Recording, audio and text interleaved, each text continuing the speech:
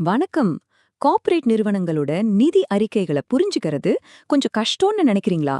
குறிப்பா Adani total case நிறுவனத்தோட 2025 2026 நிதியாண்டுக்கான அறிக்கையில ஏகப்பட்ட தகவல்கள் இருக்கு. இன்னைக்கு நாம இந்த ஆவணங்களை ரொம்ப சிம்பிளா அதே சமயம் சுருக்கமா அலசப் போறோம். கூடவே ஒரு சூப்பரான பிரேக்கிங் நியூஸும் உங்களுக்கு காத்திருக்கு. வாங்க, தாமதிக்காம நேர விஷயத்துக்கு போலாம். இன்னைக்கு நாம பார்க்க போற முக்கிய விஷயங்கள் இதோ. முதலாவது, தலைமை மற்றும் பங்குதாரர்களுக்கான அறிவிப்புகள். 2வது, வருவாய் நிலை. 3வது, பேலன்ஸ் ஷீட் நிலவரம். 4வது, பணப்புழக்கம். அப்புறம் கடைசியா தணிக்கை அறிக்கைகள். இந்த பெரிய டேட்டாவை நம்ம ஸ்டெப் பை ஸ்டெப்பா ஈஸியா புரிஞ்சுக்கலாம். பகுதி 1, தலைமை மற்றும் பங்குதாரர்களுக்கான அறிவிப்புகள். இதோ முக்கியமான தலைப்புச் செய்திகள். முதல்ல அந்த பிரேக்கிங் செய்தி என்னன்னு பார்த்திடலாம். அதானி டோட்டல் கேஸ் நிறுவனத்தோட புதிய சிஇஓவா, அதாவது தலைமைச் செயல் அதிகாரியா சஞ்சய் பண்டிதா நியமிக்கப்பட்டிருக்காரு. மே 22ஆம் தேதியிலிருந்து இந்த நியமனம் அமலுக்கு வருது. எந்த ஒரு கம்பெனியா இருந்தாலும் இந்த மாதிரி ஒரு தலைமை மாற்றம் அவங்களோட அடுத்த கட்டத்துக்கு ரொம்பவே முக்கியம். அந்த வகையில இந்த நியமனம் நிறுவனத்தோட வளர்ச்சியில ஒரு முக்கியமான திருப்பு முனையா இருக்கும்னு நாம நிச்சயமா எதிர்பார்க்கலாம். ஏப்ரல் 27, 2026 அன்னைக்கு சாயங்காலம் நடந்த போர்டு மீட்டிங்கோட அதிகாரப்பூர்வ அறிக்கை தான் இது. இந்த கூட்டத்துல தான் 2025 2026 நிதியாண்டுக்கான நிதிநிலை அறிக்கைகளுக்கு அவங்க முறையான ஒப்புதல் கொடுத்திருக்காங்க. அதாவது இப்போ நாம பார்த்துக்கிட்டு இருக்கிற இந்த தகவல்கள் எல்லாமே ரொம்ப ஃப்ரெஷ்ஷான அதிகாரப்பூர்வமான டேட்டா. பங்குதாரர்களுக்கு ஒரு சின்ன சந்தோஷமான செய்தி இருக்கு.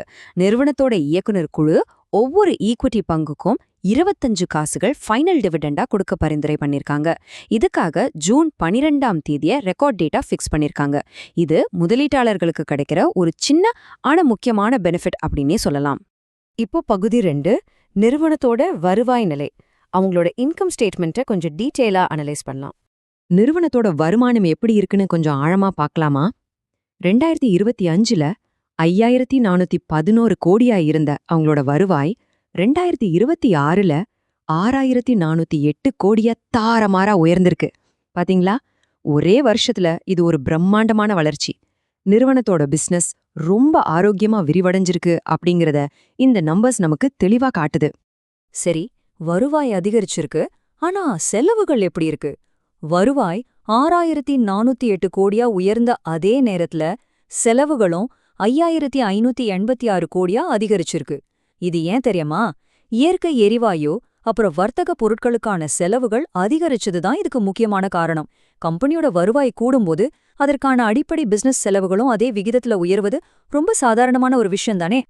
கடைசியா எல்லாத்தையும் கழிச்சு பிறகு மிஞ்சுறது என்ன? அதுதான் உண்மையான பாட்டம் லைன்னு சொல்லப்படுற நிகர லாபம். இந்த வருஷத்துக்கான ஒருங்கிணைந்த நிகர லாபம் 655.72 கோடி ரூபாய். இது முந்தைய வருஷம் 654.41 கோடியா இருந்துச்சு. இதுல ஒரு பெரிய ஏற்றம் இல்லைனா கூட செலவுகள் கணிசமா அதிகரிச்ச ஒரு சூழ்நிலையிலையும் லாபம் குறையாம அப்படியே சீரா மெயின்டைன் ஆகுது பாத்தீங்களா? இது ரொம்பவே பாசிட்டிவான ஒரு விஷயம்.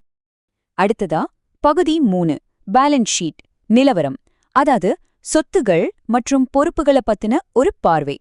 ஒரு நிறுவனத்தோட கட்டமைப்பு எந்த அளவுக்கு ஸ்ட்ராங்கா இருக்குன்னு தெரிஞ்சுக்க அதோட சொத்துக்களையும் பொறுப்புகளையும் நாம கண்டிப்பா பார்க்கணும். இப்போ மொத்த சொத்துக்களோட மதிப்பு பாருங்க.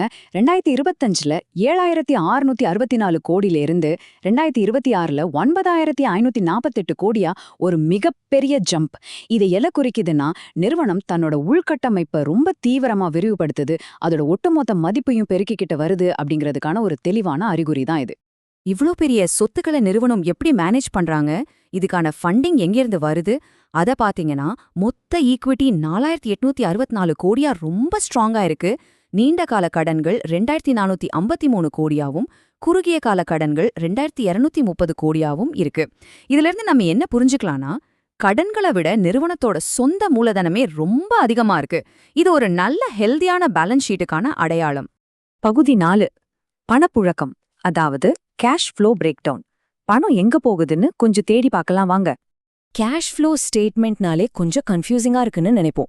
ஆனா இத மூணே சிம்பிள் ஸ்டெப்ஸா நான் சொல்றேன். மொத ஸ்டெப், நிறுவனத்தோட அன்றாட செயல்பாடுகள் மூலமா உள்ள வந்த பணம் 1148 கோடி ரூபாய். ரெண்டாவது ஸ்டெப், முதலீடுகளுக்காக செலவிடப்பட்ட பணம் 1236 கோடி ரூபாய். மூணாவது ஸ்டெப், ஃபைனான்சிங் மூலமா கிடைச்ச பணம் 116 கோடி ரூபாய். நிறுவனத்தோட கோர் பிசினஸ்லேருந்து நல்ல கேஷ் ஜெனரேட் ஆகுது, ஆனா அது அவங்க முதலீடுகளுக்காக அதிகமா செலவு பண்றாங்க அப்படின்றது இதிலிருந்து ரொம்ப தெளிவா தெரியுது. அந்த முதலீட்டுச் செலவை கொஞ்சம் உற்று கவனிப்போம்.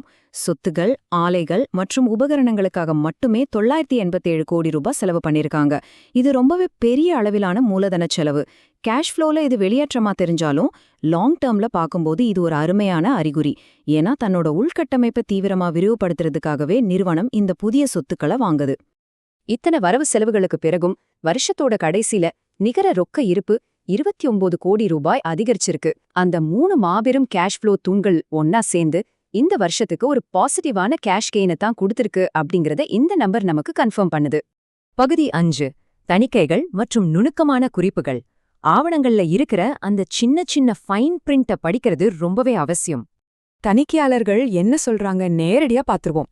வாக்கர்ஸ் அண்ட் யாக் அண்ட் கோ எல்எல்பி அப்படிங்கிற ஆடிட்டிங் நிறுவனம் இந்த நிதி முடிவுகள் குறித்து எந்த மாற்றமும் இல்லாத ரொம்பவே கிளீனான ஒரு ஆடிட் ரிப்போர்ட்டை கொடுத்திருக்காங்க. சிம்பிளா சொல்லணும்னா நிறுவனத்தோட கணக்கியல் நடைமுறைகள் எல்லாமே ரொம்ப சுத்தமா இருக்கு அப்படிங்கிறதுக்கான அதிகாரப்பூர்வமான சான்றிதழ் இது. அதே சமயம் நிதி அறிக்கையோட 8வது குறிப்புல இருக்கிற சில லீகல் விவரங்களை நாம ரொம்ப நியூட்ரலா தெரிஞ்சுக்கணும். ஹோல்டிங் கம்பெனியோட நிர்வாகம் அல்லாத ஒரு இயக்குனர் மேல அமெரிக்காவோட நீதித்துறை மற்றும் SEC ஒரு புகார பதிவு பண்ணிருக்காங்க. அதுல செக்யூரிட்டிஸ் மற்றும் வயர் மோசடி சம்பந்தமான குற்றச்சாட்டுகள் இருக்கு. சம்பந்தப்பட்ட அந்த இயக்குனரோட வழக்கறிஞர்கள் இந்த குற்றச்சாட்டுகளை தள்ளுபடி செய்ய சொல்லி கேட்டிருக்காங்க. இது அந்த சோர்ஸ் டாக்குமெண்ட்ல ரொம்ப தெளிவா குறிப்பிடப்பட்டிருக்கு. ஆனா இங்க நம்ம கவனிக்க வேண்டிய ரொம்ப முக்கியமான ஒரு விஷயம் இருக்கு. இந்த லீகல் விவகாரங்கள்ல அதானி டோட்டல் கேஸ் நிறுவனத்தோட பேர் எங்கேயுமே இடம் பெறலன்னு அந்த அறிக்கையில ரொம்ப தெளிவா சொல்லப்பட்டிருக்கு. அது மட்டும் இல்லாம மார்ச் 31, 2026 முடிவடைஞ்ச நிதியாண்டுக்கான நிறுவனத்தோட செயல்பாடுகள்லயோ அல்லது நிதி நிலைமையிலயோ இதனால எந்த ஒரு பாதிப்பும் இல்லைன்னு அவங்க திட்டவட்டமா சொல்லியிருக்காங்க. அறிக்கையில இருக்கிற இன்னொரு சுவாரஸ்யமான சின்ன குறிப்பு இதுதான். அரசாங்கத்தோட புதிய தொழிலாளர் சட்டங்கள் அமல்படுத்தப்பட்டதால நிறுவனத்தோட பொறுப்பு 7.42 கோடி ரூபாய் அளவுக்கு அதிகரிச்சிருக்கு. வெளியில நடக்கிற அரசாங்க கொள்கை முடிவுகள் ஒரு கம்பெனியோட ஃபைனான்ஷியல் ரிப்போர்ட்ல எப்படி நேரடியா ஒரு தாக்கத்தை ஏற்படுத்துது அப்படிங்கிறதுக்கு இது ஒரு சூப்பரான உதாரணம். இப்போ நாம பார்த்த வரைக்கும் கம்பெனியோட அடிப்படை நிதிநிலையும் சரி, வருவாய் வளர்ச்சியும் சரி ரொம்பவே ஸ்ட்ராங்காவும் கட்டமைப்பாவும் இருக்கு. ஆனா அதே நேரத்துல பரந்த அளவிலான பொருளாதாரம் மற்றும் சில லீகல் சவால்களும் வெளியில இருக்கதான் செய்து. வரப்போற நிதியாண்டுல இந்த மாதிரி வெளிப்புற சிக்கல்களை இந்த ஸ்ட்ராங்கான வருவாய் வளர்ச்சி எப்படி பேலன்ஸ் பண்ண போகுது? நீங்க என்ன நினைக்கிறீங்க? இந்த ஒரு சுவாரஸ்யமான கேள்வியோட இன்னைக்கு நாம இந்த விளக்கத்தை முடிச்சுக்கலாம். தொடர்ந்து சிந்தியுங்கள். நன்றி, வணக்கம்.